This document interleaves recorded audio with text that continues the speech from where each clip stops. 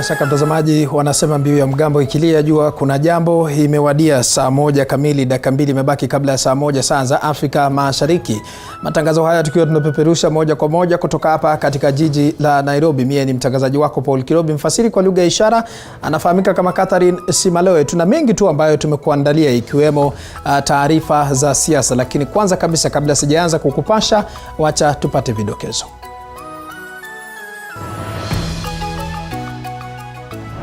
At the level of the National Assembly, we announce the leader of majority as Honorable Upeo Wa TV47. Azimio yampendekeza mbunge wa Unguja Upeo Wa TV47 kama kiongozi wa wengi katika bunge la kitaifa. Because we recognize we are down by only one senator. Huku Kenya Kwanza ikimpendekeza mbunge Kimani Ichung'wah kwa nafasi hiyo hiyo. As a council, we recognize and appreciate the new administration's commitment. Gavana wa kaunti ya Kirinyaga Ann Waiguru achaguliwa mwenyekiti wa baraza la magavana. Sasa vile niliona tu mtoto ameninginia, nimejifungana leso kwa shingo, amesha kufa tayari. Mwanafunzi adaiwa kujitoa uhai kaunti ya Turkana baada ya mama yake kumzomea kuhusu matokeo duni shuleni. Mtazamaji, sema nasi kupitia nambari ya rafa 22047 kwenye tovuti ni www.tv47.co.ke, kwa mtandao wa Facebook ni TV47 Live, ambapo kwa sasa unafuatilia matangazo haya. Muungano wa Azimio wa Kenya umempendekeza mbunge wa Unguja Upeo Wa TV47 katika nafasi ya kiongozi wa wengi katika bunge la kitaifa. Aidha, seneta wa kaunti ya Kilifi Stewart Mazayo amependekezwa kuchukua nafasi ya kiongozi wa wachache seneti. Na kama Flora Limukia anavyoarifu, ni wazi kuwa kutashuhudiwa mvutano bungeni, viongozi wa muungano wa Azimio wakisisitiza kuwa kisheria Azimio ina haki ya kupata nafasi ya kiongozi wa wengi kufuatia idadi kubwa ya wabunge, japo baadhi ya viongozi walihamia muungano wa Kenya Kwanza. Viongozi wa muungano wa Azimio wamesisitiza kuwa kwa mujibu wa sheria ya usajili wa vyama, muungano huo ndio ulio na wabunge wengi katika bunge la kitaifa, hivyo wao ndio wanaopaswa kuwa na kiongozi wa wengi katika bunge hilo. We are the largest party in parliament.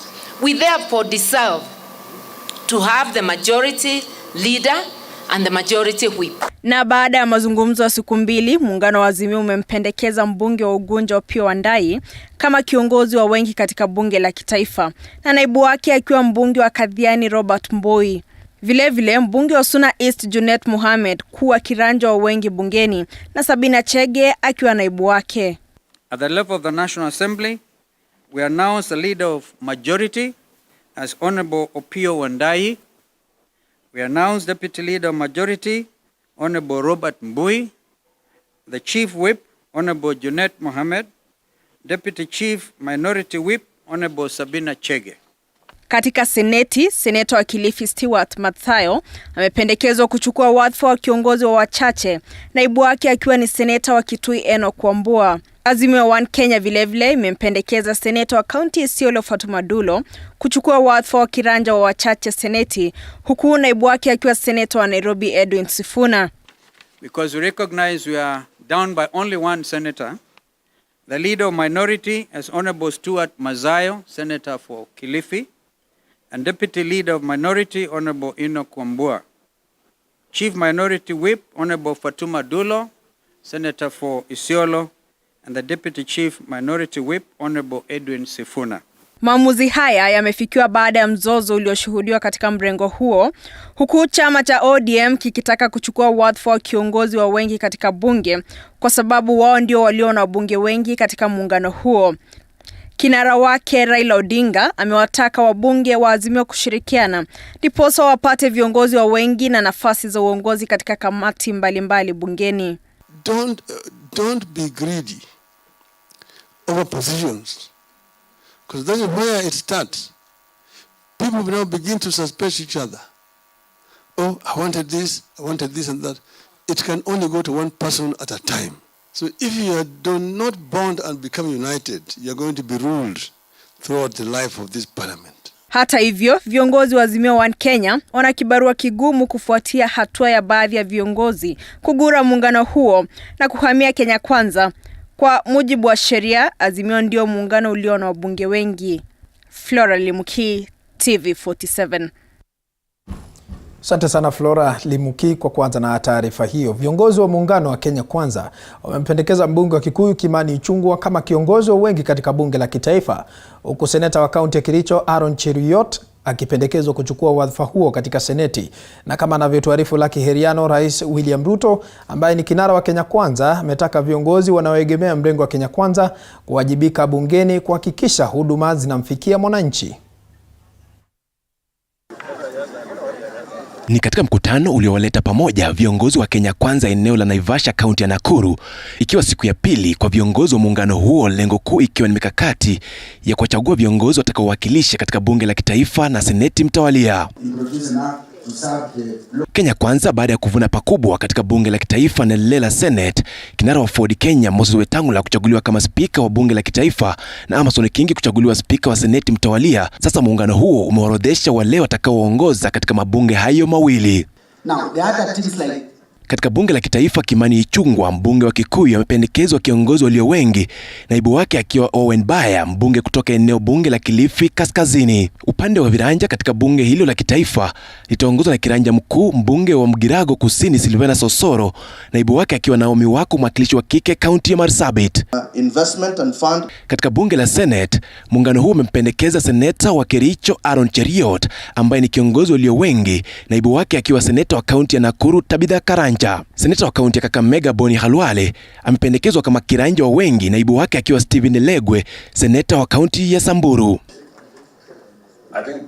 Mkutano huu ambao umetamatika hii leo, Rais William Ruto amewataka viongozi wote waliochaguliwa kuwajibika ipasavyo kwa manufaa wa Kenya, akitaja kuwa taifa litapiga hatua iwapo watatekeleza yale walioahidi wa Kenya.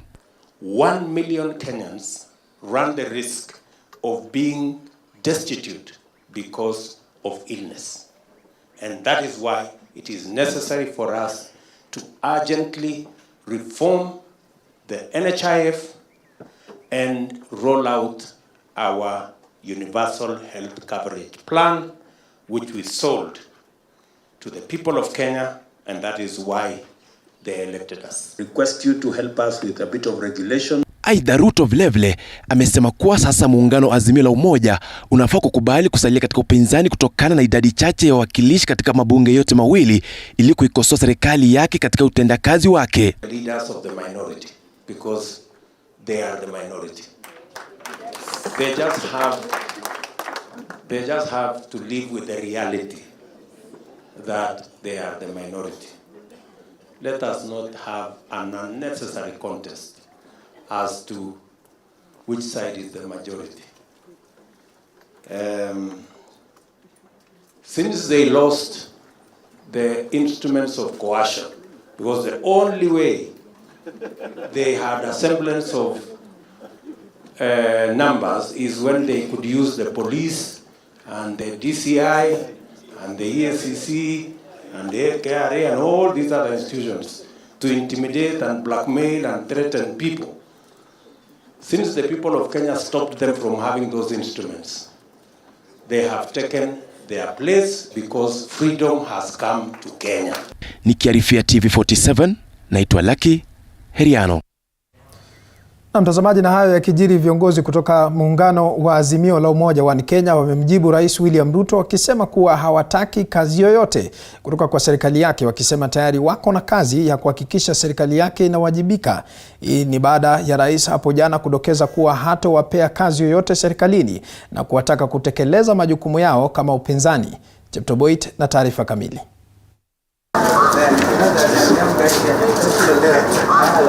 Viongozi wa muungano wa Azimio la Umoja sasa wanasema hawataki kazi yoyote katika serikali ya Rais William Ruto, wakisema wana kazi chungu nzima ya kuhakiki serikali yake inawatumikia Wakenya vilivyo. Haya yanajiri siku moja tu baada ya Rais Ruto kusema kuwa hakuna kiongozi yeyote kutoka upande wa upinzani atakayepata kazi katika serikali yake, kwani anahitaji upinzani mkali ili kuhakikisha serikali yake imefanya kazi vizuri. Let it be known to all and sundry, the leaders in Azimio Oka are not interested in any jobs whatsoever from the executive. We already have a lot of work to do, as we have demonstrated even this afternoon. keeping the executive under check. And truth be told, the insinuation from a section of Kenya Kwanza leadership that legislators allied to them are in government any more than those allied to Azimio is a demonstration of lack of understanding of the basic principles of Constitution 2010. Aidha, viongozi wa muungano wa Azimio wamekashifu hatua ya rais kuongeza bajeti ya mahakama kwa shilingi bilioni 3 katika miaka 5 ijayo, wakisema kuwa hii itahujumu uwazi wa idara ya mahakama na kuwa ni bunge tu ndio inayopaswa kupitisha bajeti hiyo. This is a mockery of the basic intelligence of consumers of justice and must be seen for what it is. Financial and operational autonomy of the judiciary cannot and will not be guaranteed by tokenism. It can only be assured by creating an environment that guarantees clear separation of powers between the three arms of government. Vile vile, mpango wa viongozi wa Kenya Kwanza kutaka kuwatimua makamishna 4 wa IEBC imekashifiwa vikali. We totally condemn this brazen act of witch hunt and demand that the president and his agents leave those officers alone. On our part, we commit to do whatever it takes to protect those officers from any attempts to infringe their basic rights. Hatua ya Rais Ruto kuondoa ruzuku ya mafuta vile vile imekashifiwa. Most painful to the ordinary Kenyan is the declaration that Kenya Kwanza will not subsidize consumption, but will channel subsidies to production. What a quick about turn against the ordinary Kenyan struggling to afford a basic meal a day. A government that can't feed our people has no business being in office. Chepto Boit, runinga ya TV47, Nairobi. Asante sana Chepto Boit. Tukiachana na hayo, kwingineko ni kwamba kongamano la magavana limekamilika rasmi hii leo, huku gavana wa kaunti ya Kirinyaga Ann Waiguru akichaguliwa mwenyekiti wa baraza la magavana nchini. Aidha, spika wa bunge la kitaifa Moses Wetangula amewataka magavana kuhakikisha huduma zinamfikia mwananchi. Patronila Goren na taarifa hiyo kwa kina. Gavana wa kaunti ya Kirinyaga Ann Waiguru ndiye mwenyekiti mpya wa baraza la magavana nchini kufuatia uchaguzi ulioandaliwa katika kaunti ya Mombasa. Waiguru akimwonyesha mpinzani wake mkuu gavana wa kaunti ya Kajiado Joseph Olelenku kivumbi kikali. I am profoundly humbled, honored and privileged to be entrusted with this role at a critical time when we have just ushered in the third generation of county governments. The responsibility bestowed upon me is no mean feat, but I am equal to the task. We want to work together to foster devolution and safeguard and enhance its place in the governance of this country. Akihutubia kongamano hilo mjini Mombasa, spika wa bunge la kitaifa Moses Wetangula ambaye alikuwa akimwakilisha Rais William Ruto amesema kuwa serikali kuu itahakikisha ugatuzi unapewa kipaumbele. Devolution is truly the gift to the people of Kenya. And you as the midwives and the champions, we encourage you and urge you to ensure that it becomes the engine of our economic growth. It becomes the cornerstone of creation of jobs, particularly in rural areas. And above all, it becomes part and parcel of our intergovernmental engagement to see that public resources are not expended in a duplex manner, and the national government, as you have heard from His Excellency's statement, will unbundle all the pending devolution functions with attendant resources down to the counties. On my part, any legislation that requires to enhance the strength and success of devolution, I assure you, you can count on me and my counterpart in the Senate, who has been one of your own Governor, Amason Kingi. We are going to be facilitators and not an impediment to the enhancement of devolution. Kwa sasa kibarua kinasalia kwa magavana hao kuhakikisha kwamba huduma zinamfikia mwananchi. Patronila Goren, runinga TV47, kaunti ya Mombasa. Na mtazamaji, tukiachana na taarifa hizo, kwa sasa tunaangazia taarifa nyingine ambapo familia moja katika eneo la Kanamkemeri katika kaunti ya Turkana inaendelea kuomboleza kifo cha mwanao mwenye umri wa miaka 13 aliyefariki dunia hapo jana. Inadaiwa kijana huyo alijitia kitanzi saa chache tu baada ya kufunga shule. Na kama Biti Zwatari anavyoarifu, mamake mwenda zake anadai kumfokea kijana huyo kufuatia matokeo duni katika mtihani, jambo ambalo anasema huenda lilichangia kifo chake. Kwa hivyo aliondoka na kwenda nyumbani na tulisikitika kupata taarifa ya kifo chake. Kwa mujibu wa Dorcas, alimkaripia mwanawe kufuatia matokeo duni aliyosajili katika mtihani wake na kisha akaondoka, huku akimwacha mwanawe bila kujua kitakachosibu. Alipata tu ujumbe kutoka kwa majirani kwamba mtoto wake wa kiume amejitoa uhai. Jana wangu anaitwa Alan Kipkoech. Anasoma Amoni Academy. Jana walifunga shule, akakuja sababu kunionyesha report card yake. Sasa nikaona marks iko chini, nikauliza kwa nini umerudi chini na ulikuanga mbele. Takana next time ongeze marks. Hivyo tu naye akaingia kwa nyumba. Ndio mimi nikatoka kaenda kwa mama msasi. Nilipokaa huko karibu nusu saa, watoto wengine wakakimbia, ndio wakaniambia amejinyonga. Sylvia Pua, jirani ambaye alikumbana na picha ya mauti ya mtoto huyo, alieleza kwamba alisikia nduru na pindi alipofika katika nyumba ya jirani yake alimuona mwanawe akining'inia kwa leso aliyoitumia kujinyonga. Vile nilisikia nduru ikipigwa, nikasema ni nini iko kwa asimiti. Nikauliza tena ya pili, ni nini iko? Kidogo nikaona watu wakikimbia, mimi na nikakimbia. Kwa kutana watu hapo kwa mlango, akasema ati Alan amejinyonga. Nilikuwa nafuatana na mama mwingine alikuwa mbele yangu. Na kwa speed mimi naye nikaingia ndani. Hiyo mama nikaingia ndani. Sasa vile niliona tu mtoto amening'inia, nimejifungana leso kwa shingo. Ameshakufa tayari. Nikaona tu vile tu, yani mimi tulikutana maisha yangu, nikakutana tu ulimi nje na makojo ameshakufa, amekajikojelea. Nikatoka mbio. Kidogo nikakutana na mama yake kwa mlango hapa akitokesea. Nikasema Dorcas, ulikuwa wapi mtoto akinyonga? Na watu nyana kwanga hapa mingi. Dadake mwenda zake anasema kwamba alijaribu kubisha mlango huku akimweleza marehemu kuwa angemchapa iwapo angeendelea kujitia hamnazo, asijue kaka yake alikuwa akishajitoa uhai mle ndani. Alan alikuwa amejifungia hapo kwa nyumba. Medrina akakuja akasema Kibet, huyo mwingine akakuja akasema Alan amejifungia kwa nyumba. Mimi nikakuja nikafunja hapo kiboko. Nilikuwa sasa niende nimwambie afungue nyumba ama nimchape. Kumbe alikuwa ashajianga. Kaambia huyo mtoto mwingine mdogo tena aruke mlango.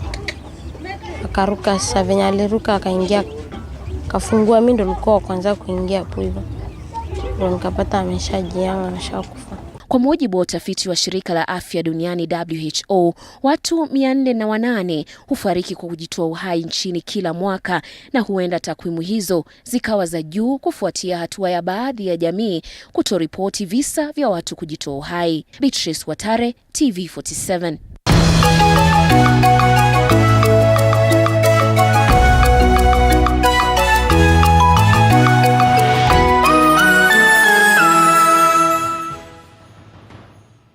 You are watching TV47, the home of untold stories.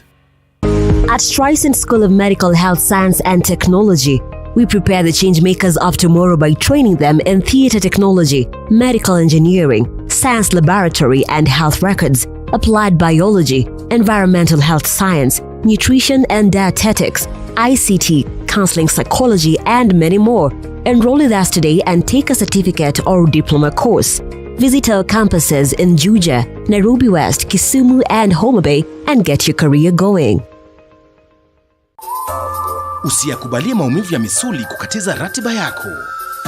Kaluma Pain Balm ni dawa ya kusugua iliyotengenezwa kutoka kwa miche maalum ili kutuliza maumivu ya misuli.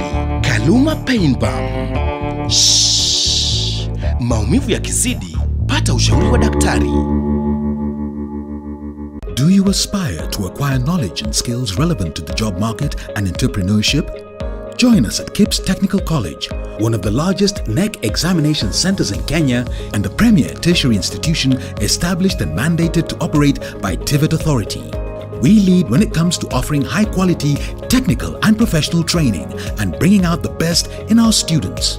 Our ultra-modern learning facilities, highly qualified and experienced lecturers, attachment liaison office, counseling office make us the preferred choice. Limited HELB loans are available to students. Our intake is ongoing for full-time, evening and online classes. Join us today and experience the KIPS difference. KIPS Technical College, your sure path to success.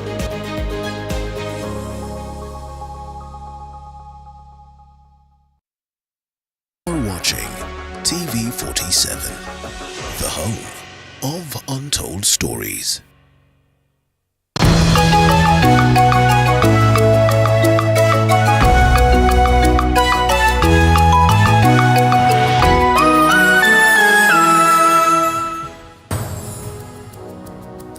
Na karibu tena mtazamaji, tuzidi kusonga mbele. Muungano wa shule za kibinafsi nchini sasa unasema kuwa baadhi ya watu wanaoeneza propaganda kuhusu mtaala wa umilisi wa CBC kwa manufaa yao wenyewe. Kwa mujibu wa naibu mwenyekiti wa muungano huo Solomon Munene, kuna baadhi ya watu wanaoinuia kuteka nyara mchakato mzima wa CBC kwa manufaa yao ya kibinafsi. Paul Muniu na taarifa hiyo kwa kina.